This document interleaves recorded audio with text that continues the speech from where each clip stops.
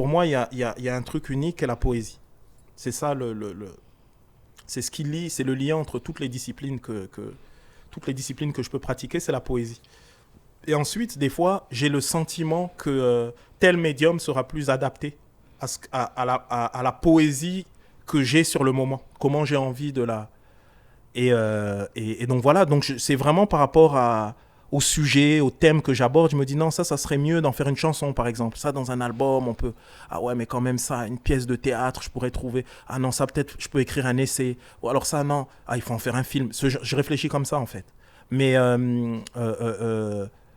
pas de manière opportuniste, entre guillemets. C'est vraiment de manière presque viscérale, en fait. Il y a un truc qui vient de l'intérieur, d'une certaine manière.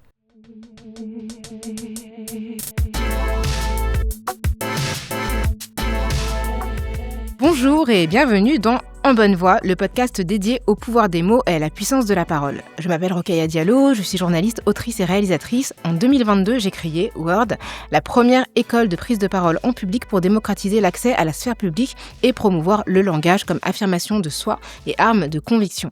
À ce micro, je reçois des personnalités qui ont fait de leur verbe ou de leur voix des outils de pouvoir, d'affirmation ou de création. Aujourd'hui, mon invité est Abdelmalik, dont le verbe habite le paysage musical et artistique depuis maintenant plusieurs décennies. Salut Abdelmalik. Salut Rokhaya. Merci beaucoup d'être là, d'être présent. Merci de me recevoir, surtout. C'est un plaisir. Alors, tu as plusieurs casquettes, tu es rappeur, metteur en scène, réalisateur, et ton film Fursi, né libre, est sorti au cinéma le 14 janvier. Alors avec toi, on va parler des histoires relatives au langage, évidemment, puisque c'est central dans ton engagement artistique, et aussi d'apparence et de style. Alors pour commencer, je voudrais savoir comment tu décrirais ta voix. C'est difficile, ça. Ouais. Comment je décrirais ma voix ? Je dirais que c'est moi. Voilà. L'idée, c'est toujours pareil, c'est être authentique, être sincère, parler avec le cœur. Donc ma voix, c'est moi, en fait. Il n'y a pas de différence entre moi et ma voix, je dirais. D'accord, c'est vraiment une traduction fidèle de ce que tu es. Exactement. Et c'était quoi ton rapport avec les mots dans l'enfance ?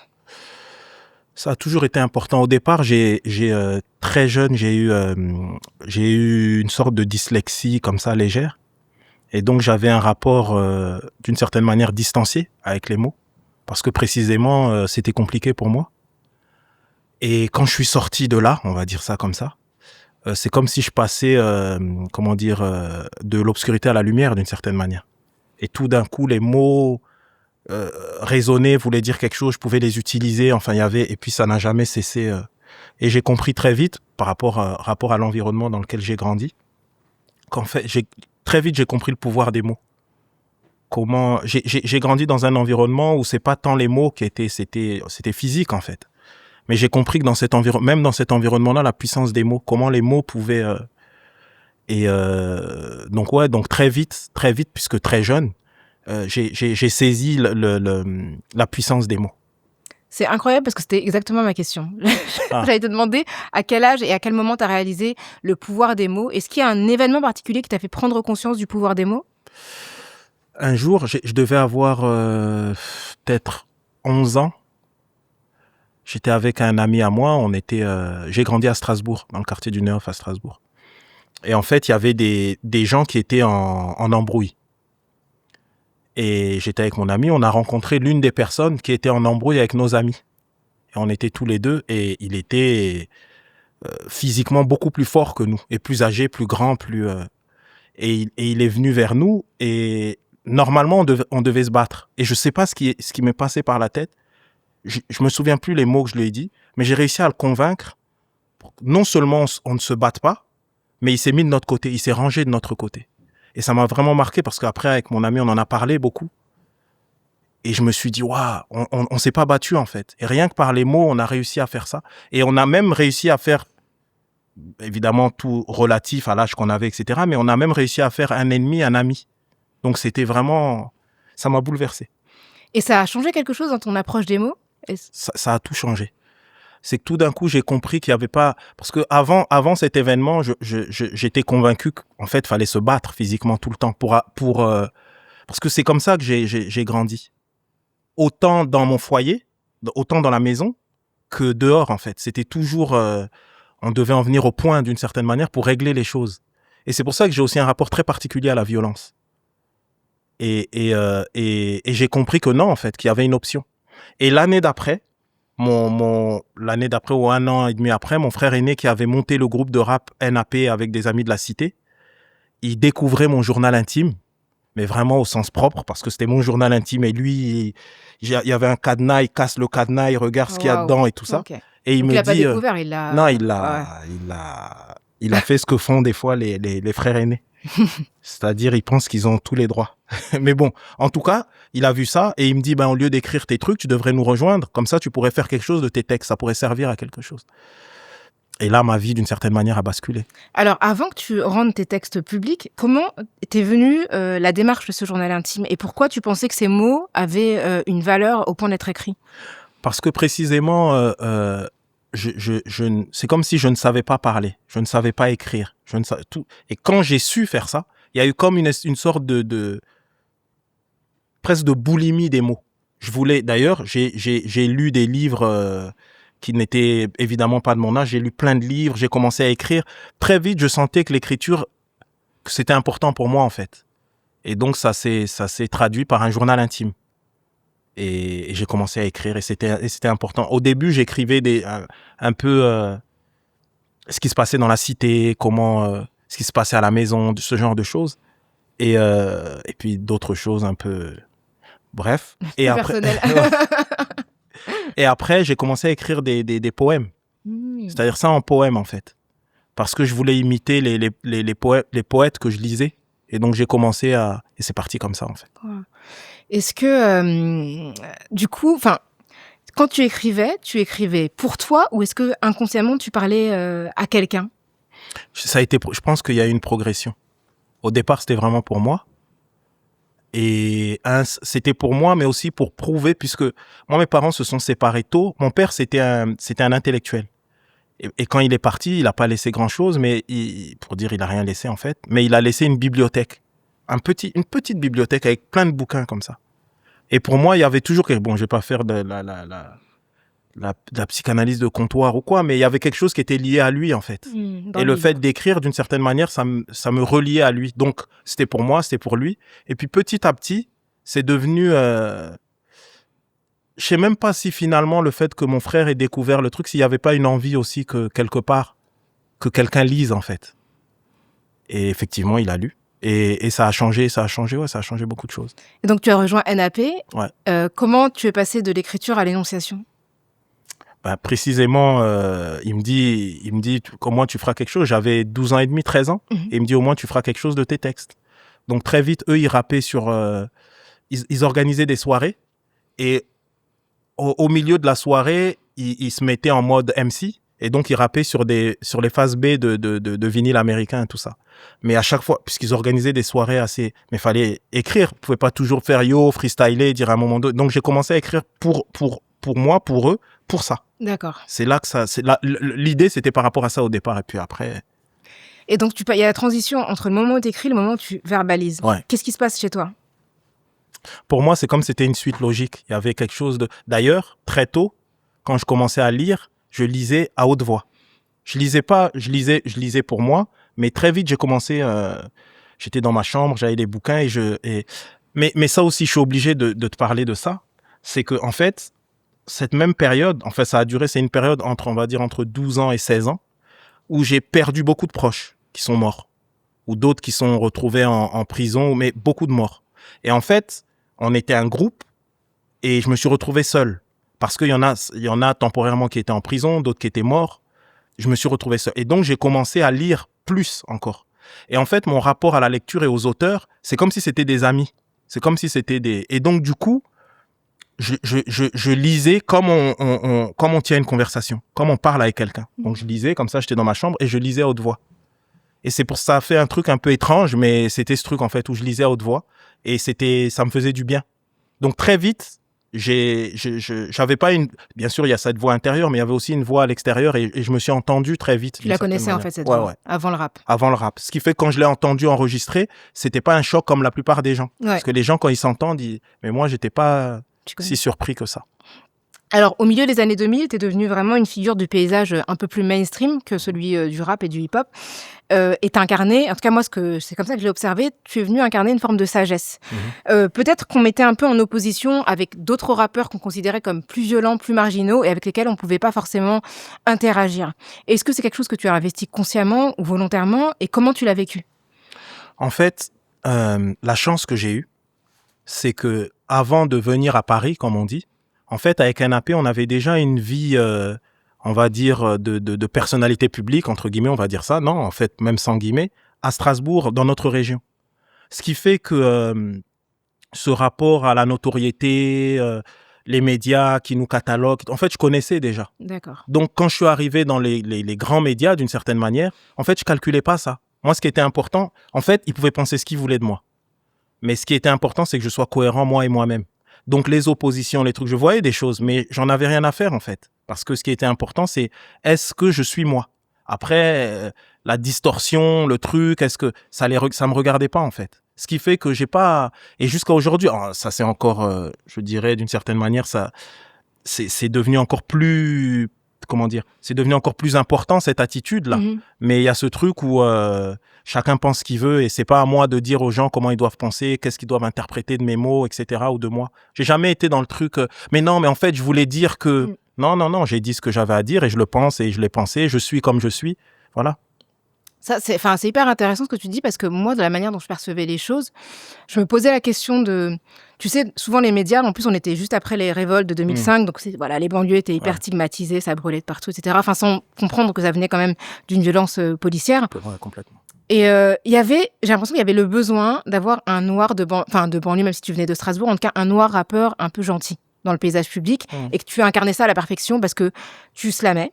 Donc le slam, c'était la grande mode à l'époque. Tu te référais, faut en parler, mais voilà, des figures plutôt traditionnelles, classiques de la littérature ou de la chanson. T'étais posé, et que du coup, c'était comme s'il y avait une stigmatisation par ricochet à travers ton visage, à travers ta figure. Est-ce que toi, tu l'as ressenti? Enfin, tu dis que tu l'as pas ressenti comme ça, mais est-ce que ça te faisait quelque chose ou est-ce que ça t'a été reproché?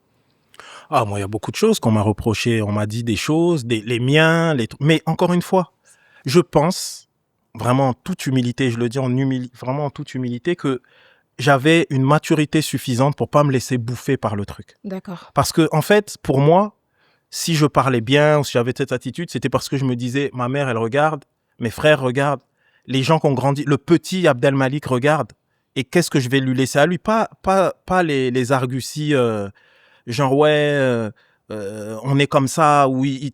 Je pensais pas à tout ça, en fait. Je pensais à des choses bien précises. C'est comme ce rapport à la violence. C'est-à-dire, je connais tellement la violence, j'ai vu tellement la violence, mais la violence la pire que beaucoup de gens ne voient pas dans leur vie. Que j'ai ce rapport à la violence où je peux pas, d'une manière ou d'une autre, je peux pas magnifier la violence. J'arrive pas, je ne peux pas. Parce que ça fait écho à des choses profondes. Et souvent, j'ai l'impression que les gens qui magnifient la violence, c'est précisément parce qu'ils la connaissent pas. Et donc, du coup, j'ai toujours eu ce truc entre cette distance entre ce que les gens pensent, ce que les gens disent et ce que je suis. Et ce qui était important, c'est ce que je suis, pas ce que les gens pensent de moi. Et en plus, tu vois, avec le temps, ça a évolué. Et même des miens qui disaient oui, mais non, eh ben, ils sont revenus en disant non, mais en fait, on pensait que, et que c'est...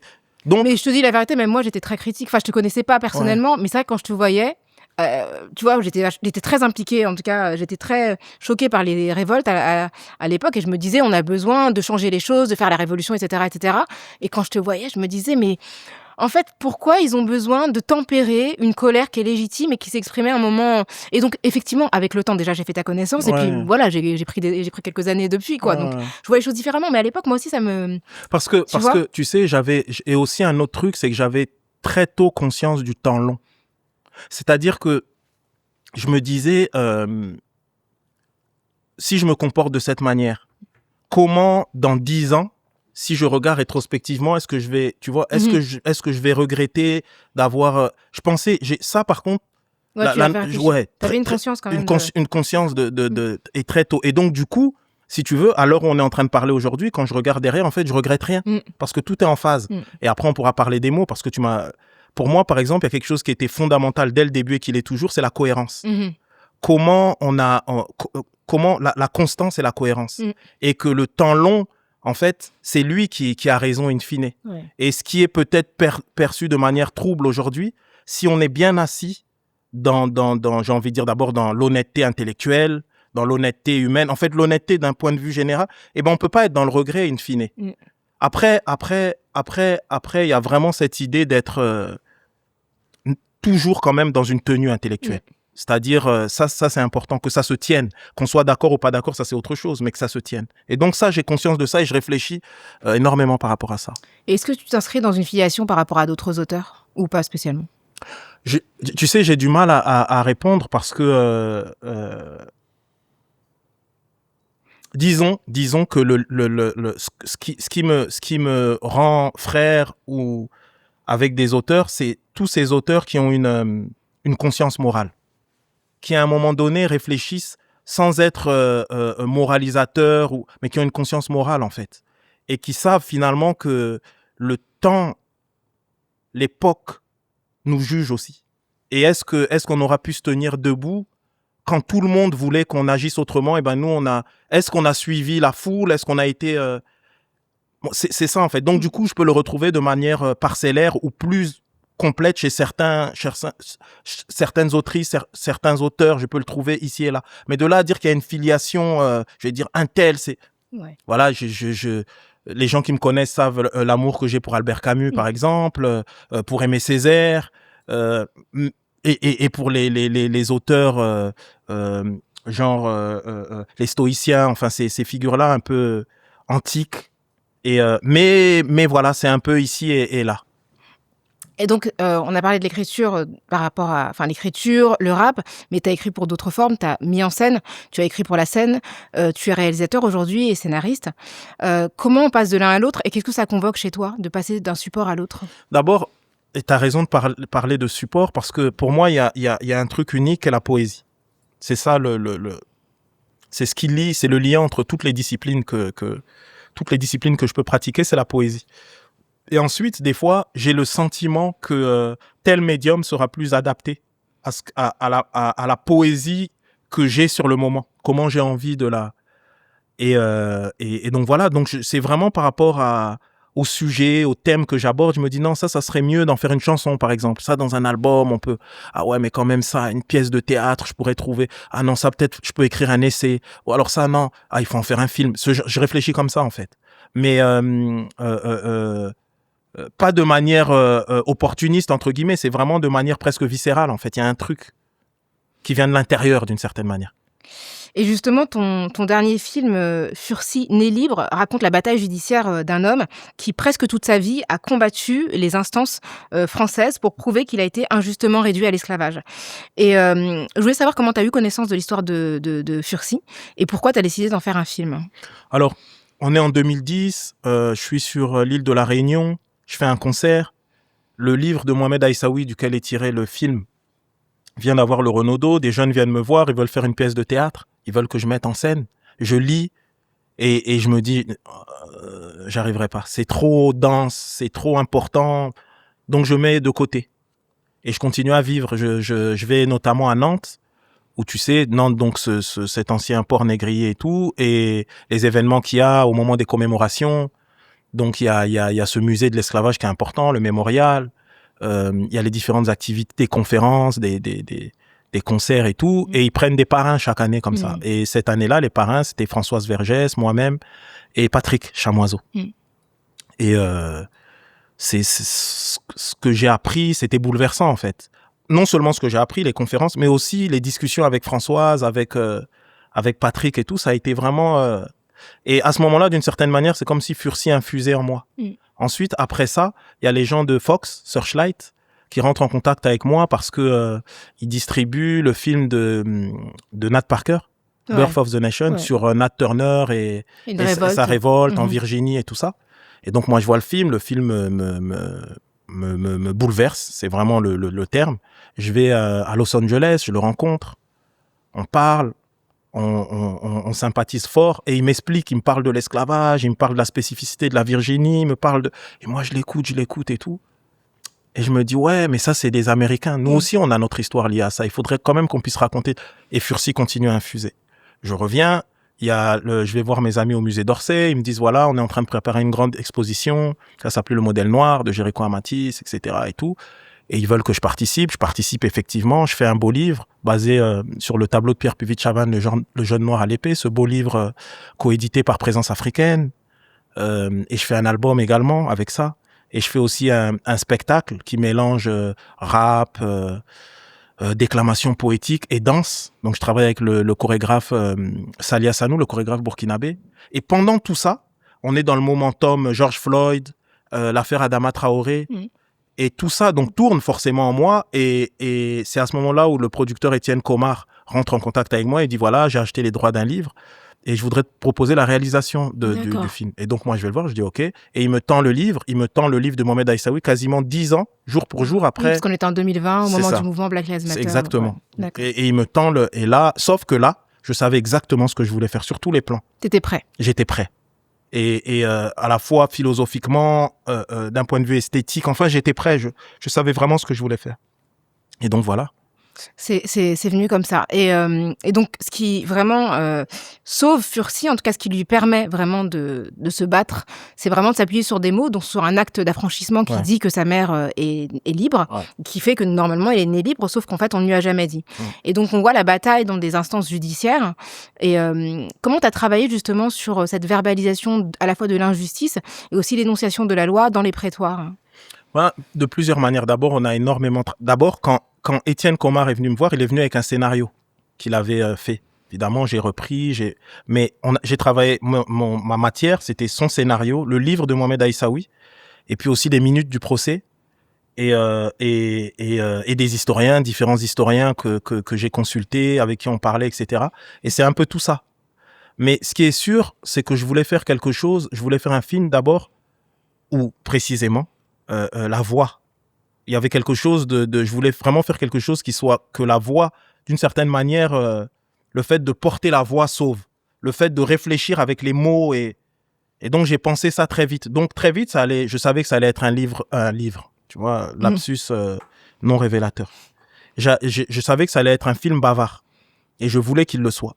Et ensuite, comment j'allais organiser tout ça et donc voilà, je sais pas, j'ai répondu à ta question, oui, en partie, et tu étais justement sur la question de la voix et la puissance des mots, ça rejoint un peu ce que tu dis au début, peut-être que tu veux ajouter quelque chose sur ça, sur la place de la voix dans le film et le fait que ce soit très très verbeux en fait. Ouais, mais c'est central. L'idée c'était de dire que, que si Fursi n'avait pas appris à lire et à écrire, s'il n'avait pas été finalement... en lien avec cette idée d'éducation finalement. Et ben en fait tout ça, rien n'aurait été possible. Et c'est aussi ça qui a été miroir par rapport à moi, pourquoi je me suis intéressé à ça. C'est que d'une certaine manière, l'éducation lui permet de transcender sa condition. Et je dis l'éducation et les mots. Parce que finalement, le fait de comprendre la situation dans laquelle il est, parce que in fine, c'est un lettré qui est là. Il savait lire, ça faisait longtemps. C'est un lettré qui a, c'est pas juste quelqu'un qui a une intelligence ou un truc, ou un instinct ou un truc, c'est un lettré en fait. Donc ce qui fait que la manière dont il a parlé, sans doute, on le voit parce j'ai lu des lettres aussi qu'il a écrites, la manière dont il a parlé au procureur qu'allait l'aider, Gilbert Boucher, tout ça, la manière dont il a parlé à tout, en fait, il a dû les convaincre. Et il les a convaincus par le verbe, par les mots. Et donc, pour moi, ça devenait central parce que tout d'un coup, je devenais Fursi. Fursi était moi et moi, c'était Fursi. Et donc, ça a été ça, d'une certaine manière, le fil rouge. C'est hyper intéressant parce que ça montre bien que l'accès au verbe et au langage, c'est une formation, c'est un apprentissage, pas quelque chose qui vient naturellement, et qu'il a fallu qu'il accède à cette connaissance pour pouvoir se défendre. Complètement. Sinon, il serait resté dans le brouillard toute sa vie. Il serait resté dans le brouillard, ou il aurait choisi d'autres méthodes. Il aurait pu être marron, ou il aurait choisi une forme de violence, enfin. Mais lui, d'une certaine manière, il a pris l'arme du colon et il la retourne contre lui. Et c'est ça, en fait. Et c'est ça, j'ai envie de dire, la force du verbe, l'intelligence c'est ça en fait, c'est que tout d'un coup les gens ils sont pleins de principes et tout, très bien, on les écoute, on dit ok, bon, je vais suivre votre logique et voilà. C'est un peu comme tu fais toi dans tes différentes où on te regarde admiratif à chaque fois quand tu passes à la télé et qu'il y a ces gens qui sont on dirait qu'il y a des ennemis qui se dressent devant toi, tu es toute seule, tu dis ok, très bien, si c'est votre logique, allons jusqu'au bout de la logique. Parce que généralement, quand les gens utilisent des logiques comme ça, il y a beaucoup de mauvaise foi, souvent. Tout à fait. Et donc, c'est assez facile en vrai. Tu les prends à leur propre jeu. Tu leur prends à leur propre jeu. Parce qu'en vérité, quand quelqu'un est sincère, quand quelqu'un est... C'est compliqué. Et c'est aussi cette figure de Joseph Laurie, qu'on a travaillé de cette manière avec Vincent McCain. On s'est dit, lui, il est à côté de la plaque, mais il est totalement sincère. Comment on peut le jouer, lui? D'accord, lui c'est le propriétaire en fait, qui ne veut pas lâcher son... Il veut pas lâcher, mais il croit à son truc, à toute cette construction, parce qu'il faut bien qu'il y ait des gens qui y croient pour que ça fonctionne. Et donc toute cette construction, en fait, il y croit. Et c'était intéressant, ça a été un travail de construire ce personnage-là en se disant, voilà, lui, il y croit, et il va jusqu'au bout, comment ça se passe? Donc voilà, on a travaillé de cette manière. Merci en tout cas pour ces mots. Et alors le film a fait beaucoup parler de lui. Évidemment, il y a énormément de critiques élogieuses auxquelles je me joins. Mais il y a aussi des commentaires sur la réalité de la vie de Fursi. Il y a deux choses dont j'ai entendu parler et sur lesquelles j'aimerais t'entendre. Sur le fait qu'il était d'origine sud-asiatique et que le rôle est incarné par un homme noir. Et aussi que après avoir été libéré, il a lui-même été propriétaire d'esclaves, ce qu'on ne voit pas dans le film. Est-ce que c'est quelque chose que tu as volontairement mis de côté ou est-ce que c'est un choix scénaristique parce qu'on avait besoin d'avoir une figure de héros irréprochable pour que le film soit crédible? Comment tu te positionnes par rapport à ça?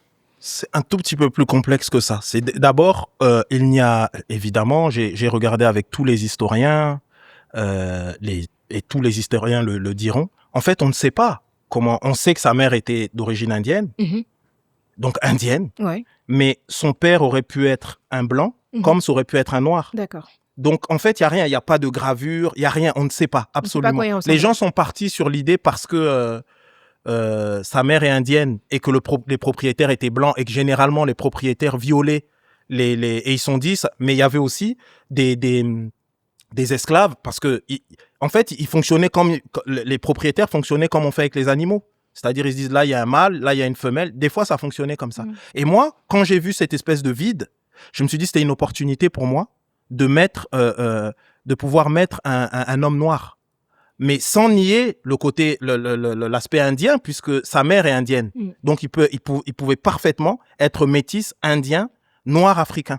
Et donc, il y a historiquement, je suis pas à côté, c'est totalement possible et plausible. Qu'il ait cette apparence. Qu'il ait cette apparence. Et les gens sont partis, donc ça, bon. Très bien. Et moi, j'ai choisi ça. Je me suis dit, OK, j'aurais pu choisir autrement. J'aurais pu dire, OK, on va dire qu'il est métis. Non, mais j'ai pris cette autre option parce que pour moi, pourquoi j'ai fait ce choix aussi, c'est parce que il y a eu le film de Simon Moutaïrou, donc Nichel Nimetre. Et puis, il y a des trucs. Il n'y a pas eu de grand film avec... Et je me suis dit, c'est important de construire quelque chose qui soit, évidemment, qui soit le début de quelque chose. Après, on va rentrer dans la complexité. C'est que le deuxième film. Ceux qui... En tout cas, sur cette zone. Sur cette zone-là. Ceux qui ont envie d'aller plus loin après, c'est une porte ouverte. Après, ils y vont. Mais nous, d'une certaine manière, les plus beaux voyages commencent par le premier pas. Il faut bien commencer. Donc ça, c'est la première chose. Et l'autre chose, dans le fait qu'il a eu des esclaves, bien sûr, je savais qu'il a eu des esclaves. Et dans le film, j'ai fait une allusion. À un moment, on le voit dans son magasin. Et il y a une dame qui travaille avec lui et il met ses chaussures et il lui demande s'il lui vend les chaussures. Et ben cette femme, en fait, c'était son esclave. D'accord.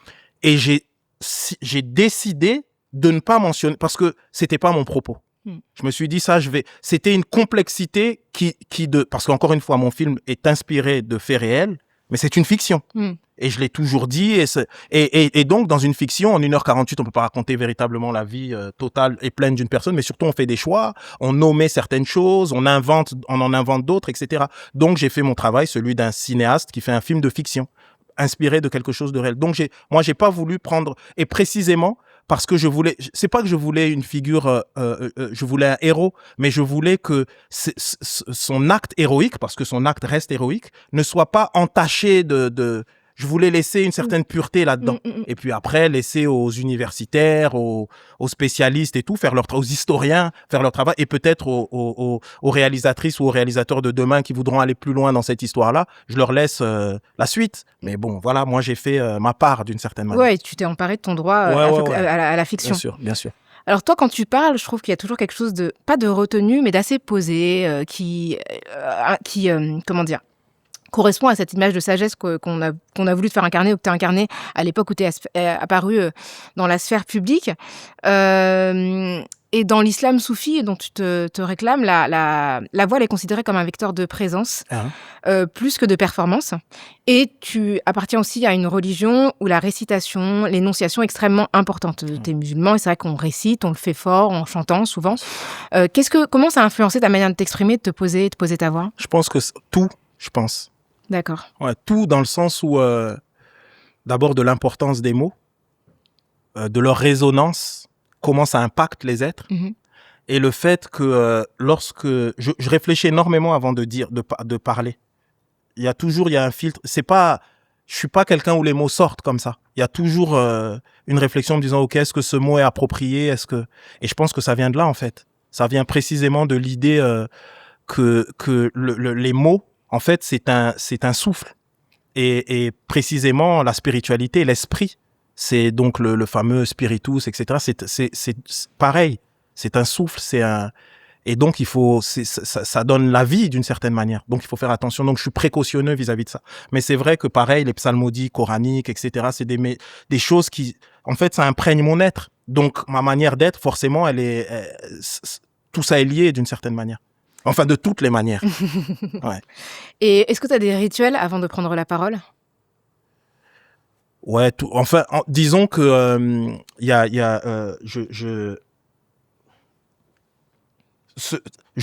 comment dire, je dis toujours que ce que je vais dire, c'est au nom de la vie, au nom de Dieu. En arabe, on dit bismillah. J'ai toujours ça, que ce soit, c'est interne, je commence, et ensuite je m'exprime tout le temps, c'est comme ça. C'est un réflexe. C'est devenu un réflexe. Et pour en revenir à quelque chose de plus lié à ton apparence, puisque nos corps sont politiques et donc ce qu'on dit, c'est aussi incarné, ça envoie des messages implicites. Est-ce que tu as pensé à ça quand tu as commencé à prendre la parole, du fait que tu étais un homme noir et que généralement on associe aussi aux hommes noirs une certaine forme de présence physique, voire de dangerosité. Est-ce que c'est quelque chose que tu as eu en tête ou pas spécialement ? Pas spécialement. Pas spécialement parce que, encore une fois, tu sais, depuis longtemps, je fais fi du regard des autres. Pour moi, le regard des autres, ça compte pas. Enfin, ça compte et ça compte pas. Et comme ça compte pas, eh ben en fait, encore une fois, pensez comme vous voulez. Est-ce que je suis dangereux ? Je suis pas. Est-ce que si je me positionne comme ça, est-ce qu'en vérité, je suis moi-même et puis je laisse les gens se débrouiller avec ça. Donc, je me pose pas ces questions-là. Et du coup, je suis assez, comment on va dire, je suis libre de mon corps, on va dire ça comme ça. Et du coup, comment t'investis ton style vestimentaire ? Comment tu le choisis ? Ouais, ça, il y a quand même l'idée que je m'inscris dans une culture. Et la culture dans laquelle je m'inscris, c'est la culture hip-hop. Ok. Donc, il y a quand même toujours cette idée de représenter quelque chose. D'accord. C'est-à-dire, aujourd'hui, j'ai 50 ans, je suis un vieux b-boy. Tu vois, je suis truc et tout. Mais je suis un b-boy. D'accord. C'est-à-dire, ça s'inscrit dans une culture. Et pour moi, ça, c'est important. À chaque fois que je viens, et ça a toujours été comme ça, je venais dans des médias et tout ça, ma casquette, mon bonnet, mon truc et tout, pour moi, c'est important. Parce que ça veut dire que je m'inscris dans une culture particulière. Et cette culture, pour moi, elle est importante. Et je pense même que c'est la culture la plus importante de la fin et du 21e siècle. C'est la culture hip-hop. Donc, je m'inscris dans cette culture-là et je représente, comme on disait, nous autres à l'époque. À l'époque, j'ai vécu la même époque, je me souviens. Est-ce que tu as un uniforme ? Donc, du coup, l'uniforme que tu as dans ta vie d'artiste, c'est l'uniforme du b-boy ? Ouais, la plupart du temps. Mais je peux aussi me mettre être plus classique et tout ça, mais... Dans quelles circonstances ? Quand je dis plus classique, c'est... je peux aussi... j'aime bien les vêtements de manière générale. Et d'ailleurs, je vais souvent, je vais à certains défilés. On s'est croisés. et donc voilà, donc je suis sensible à ça. Je suis sensible aux vêtements, aux trucs. Donc des fois, je peux faire des pas de côté. Mais c'est des pas de côté qui restent quand même dans la filiation. C'est pas des pas de côté, genre, ça reste toujours néanmoins lié à cette culture, de près ou de loin, à la culture hip-hop. Mais t'es d'origine congolaise aussi. Ouais, mais... Enfin, je sais pas si c'est quelque chose qui t'a été transmis, les vêtements... Ça. Voilà. Rokhaya, on a ça dans le sang. C'est comme ça. Mes racines sont africaines et congolaises, tu vois. Donc le style, pas avant tout, mais le style compte. Ouais. Ça compte quand même. D'accord. Ouais. Donc c'est quelque chose que tu investis aussi. Sciemment. Ouais. C'est-à-dire, il y a un truc où le vêtement veut dire quelque chose. Ouais. C'est le respect aussi qu'on témoigne aux autres. Je sais que bien sûr. C'est ce qu'on dit souvent en Afrique, c'est que quand tu t'habilles d'une certaine manière, c'est aussi parce que tu respectes les gens avec qui tu interagis. Complètement. C'est exactement ça. Est-ce que tu as un talisman ou un objet que tu as avec toi qui te donne du pouvoir ou de la force ? Pas vraiment, non. J'ai des objets qui comptent. Par exemple, puisqu'on parlait tout à l'heure de psalmodie et tout ça, j'ai un chapelet, mais c'est un objet, quoi. C'est pas, j'ai pas un genre, j'ai pas mon objet ou j'ai pas. C'est pas un chapelet en particulier, c'est le chapelet. Non, j'ai mon chapelet, mais après s'il se cache, j'en prendrai un autre ou quoi. Mais je suis pas. Je suis pas très... Les objets, c'est pas si important que ça. D'accord. Ouais. Est-ce que tu as un costume pour impressionner? Un costume pour impressionner? Non. Non. Non, non, non. Et tu as un look dans lequel tu te sens particulièrement puissant ou en phase avec toi? Enfin, en dehors de ce dont on a parlé? Peut-être dans des cadres festifs ou... Que je me sens précisément en Ouais. phase avec moi? Ça, en fait, quand je me sens bien dans un vêtement, je me sens fort, mais pas au sens fort, je me sens bien, quoi.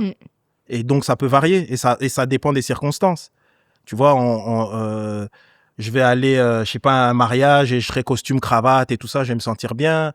C'est l'Aïd, ben, je vais mettre une gondora ou un boubou, un truc, je me sens bien. Ou bien, ça dépend, tu vois, des circonstances. Ou bien, je sais pas, moi, il y a un concert de rap que j'attendais depuis longtemps, je mets le truc, tu vois, voilà, ça dépend. Tu vois, c'est vraiment, c'est des circonstances. Mais encore une fois, c'est pas pour impressionner, c'est pour me sentir bien. Pour t'impressionner, toi? Même pas? Même pas, non, non, non. C'est C'est pour être à vraiment l'aise. pour me sentir bien, être heureux. Tu vois, tu te dis, ah ouais, et tout, je suis bien là. Ouais. Alors, on va passer à la dernière partie avec les questions courtes que je t'ai envoyées. Ouais. Est-ce que tu as besoin de consulter des notes ou tu te souviens? Normalement, je me souviens, mais si Super. jamais, je regarderai. Ouais. Alors, est-ce qu'il y a un mot que tu adores? Amour. Amour. Ouais. La sonorité ou le sens? Tout. Ok. Le sens, la sonorité, je trouve ça. Et dans toutes les langues. Non, vraiment. Amour, c'est puissant.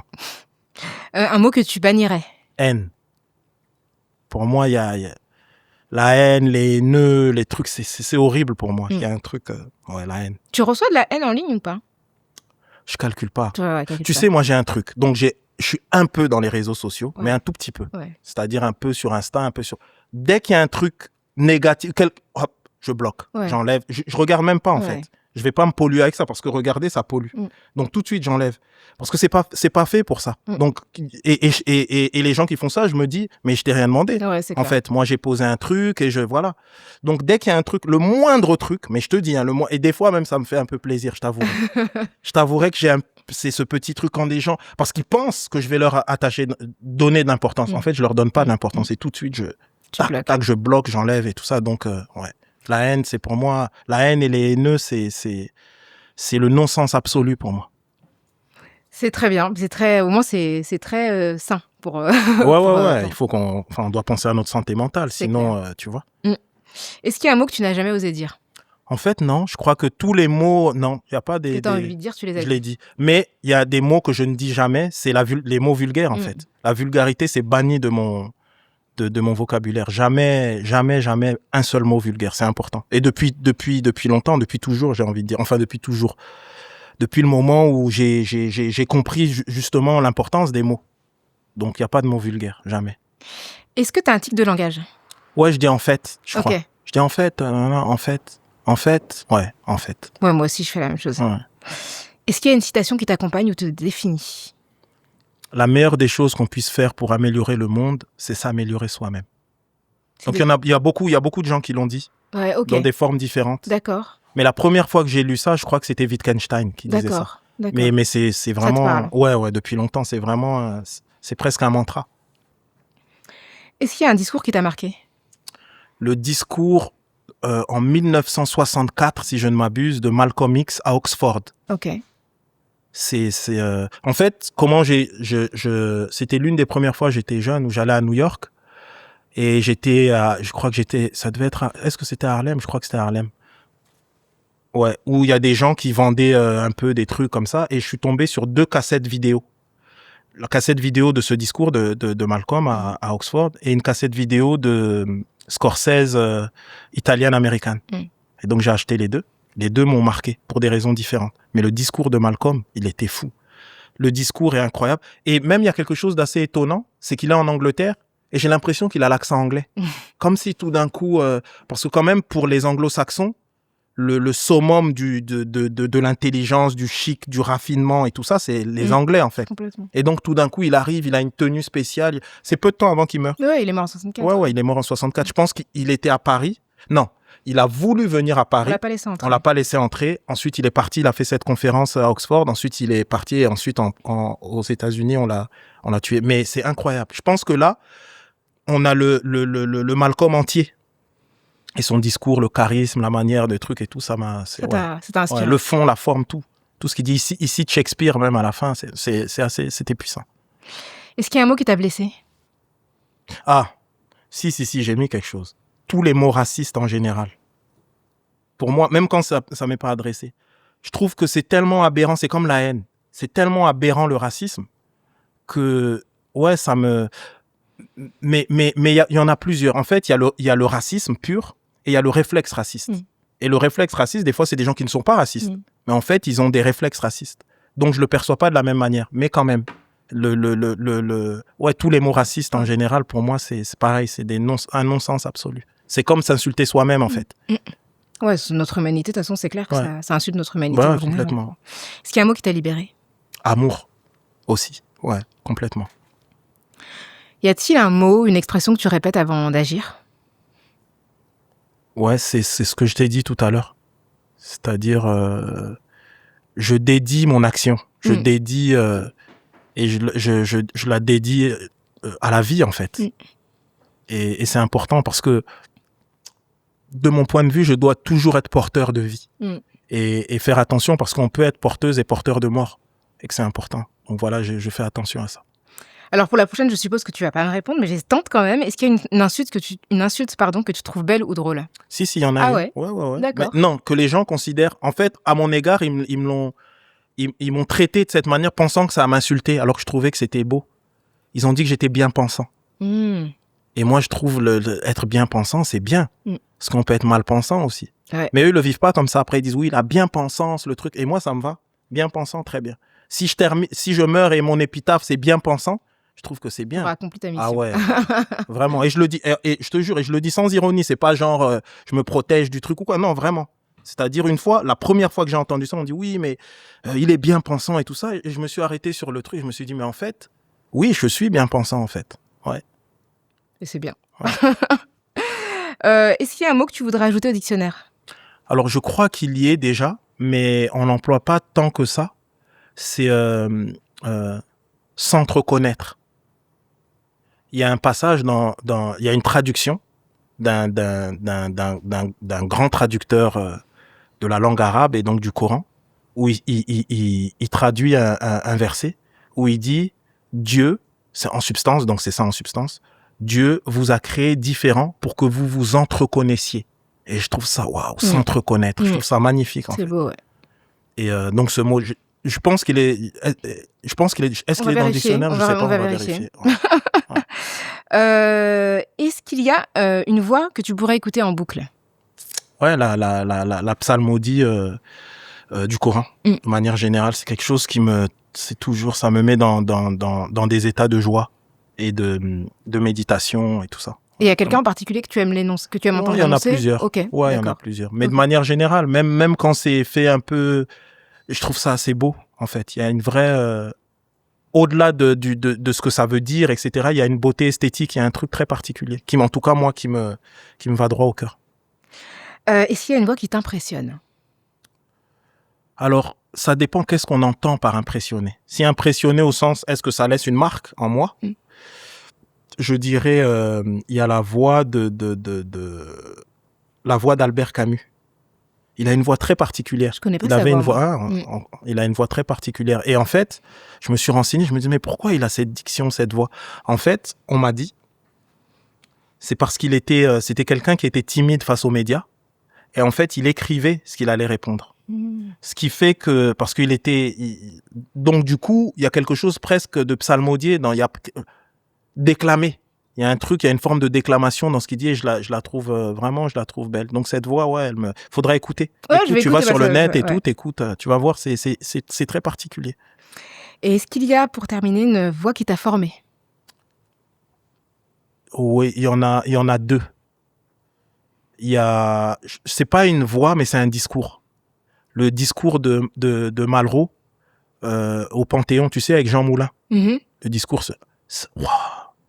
sa diction, le flow, le truc, il y a un truc, même j'ai écrit des choses en ayant ce flow, cette voix en tête.